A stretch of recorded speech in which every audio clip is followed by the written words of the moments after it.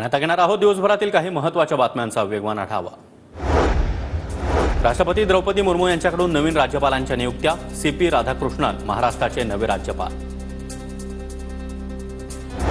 तर भाजपचे ज्येष्ठ नेते हरिभाऊ बागडे यांची राजस्थानच्या राज्यपालपदी नियुक्ती। लवकरच हरिभाऊ बागडे राज्यपाल म्हणून कार्यभार स्वीकारणार। मोदींनी फोनवर म्हटलं, तुम्हाला महाराष्ट्राबाहेर जायचं आहे, जिथे कुणी जात नाही तिथे मी जातो, कामाचं फळ म्हणून मला राज्यपाल केलं। राजस्थानच्या राज्यपालपदी नियुक्ती झाल्यानंतर बागड्यांची प्रतिक्रिया। नाथांचे नाथ एकनाथ त्यांच्या आशीर्वादामुळेच इथपर्यंत पोहोचले। शपथविधी दरम्यान जय एकनाथ असा उल्लेख केल्यानंतर भावना गवळी यांचं वक्तव्य। एकनाथ म्हणायचं की दोन नाथ हा त्यांचा प्रश्न। भावना गवळींनी संत एकनाथांचं नाव घेतलेलं असू शकतं, अंबादास दानवेंचा टोला। खैरेंनी पहिलं तिकीट आणून दाखवावं, मग कोण कोणाला गाडतंय ते बघू। उद्धवजींचा आदेश आला तर गद्दारांना पाडणार। चंद्रकांत खैरेंच्या या वक्तव्याला संदीपान भुमरेंचं प्रतिआव्हान। खैरेंचं मातोश्रीवर वजन किती हे उमेदवारी मिळाल्यावर सिद्ध होईल। चंद्रकांत खैरेंनी दिलेल्या आव्हानाला संजय शिरसाट यांचं उत्तर। हार गई हूं मगर हिम्मत कभी नहीं हारूंगी, नवनीत राणा यांची शेरो शायरी। तर मी हरल्यानं अनेकांना आनंद झाला, नवनीत राणांचा टोला। मी विधानसभा लढवण्याची तयारी केली, घाटकोपर विधानसभा लढवण्यासाठी इच्छुक। भाजपचे नेते प्रकाश मेहता यांचं वक्तव्य।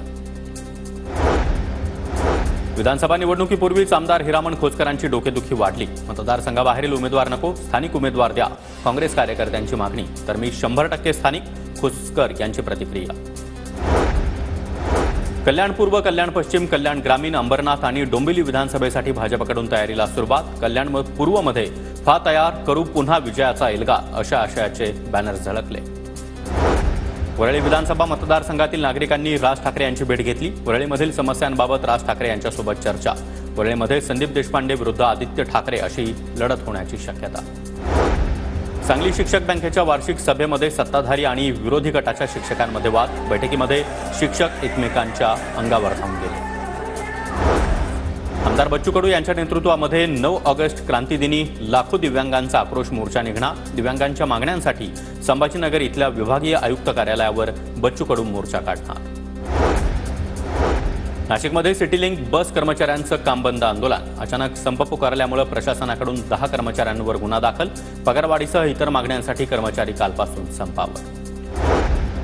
यशश्री शिंदे हत्या प्रकरणाच्या निषेधार्थ आज उरण बंदची हाक। फुल मार्केट परिसरामधून नागरिकांचा लॉंग मार्च। उरणमधील तरुणीच्या हत्येच्या घटनेची महिला आयोगाकडून दखल। प्रकरणाची तातडीनं चौकशी करून कारवाईच्या आयोगाचे पोलिसांना आदेश। तर आरोपीच्या शोधासाठी पोलिसांचं पथक बंगळुरूला रवाना।